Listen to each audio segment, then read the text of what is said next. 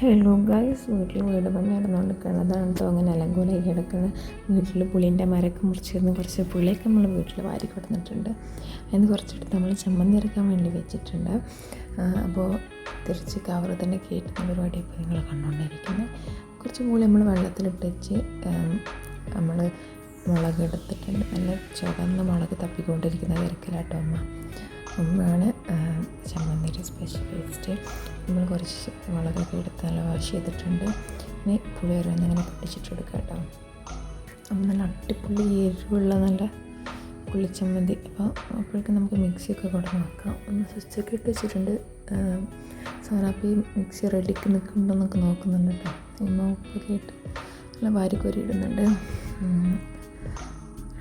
മൂടി ഇനി നമുക്ക് മിക്സി ഓണാക്കാം. അപ്പോൾ ഞാനിട്ട് സ്വിച്ച് ഓഫാക്കിയിട്ട് അടുത്തുള്ള അടുപ്പിന് സ്വിച്ച് ഇട്ടിട്ട് അതിന് മിക്സി ഓണാക്കി നോക്കി. പക്ഷെ വർക്കാവുന്നില്ല. അപ്പോൾ മറ്റു സ്വിച്ചിനിട്ടിട്ട് ചെയ്തതാണ്.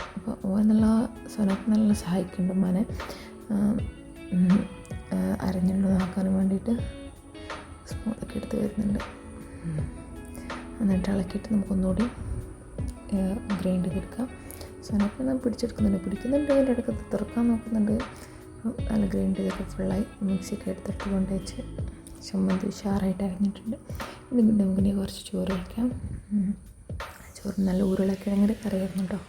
ഉരുളക്കിഴങ്ങിൻ്റെ കറി തുഞ്ചത്തിരി ചമ്മന്തിയൊക്കെ ഇട്ട് ഫുഡ് കഴിക്കാം. ബൈ.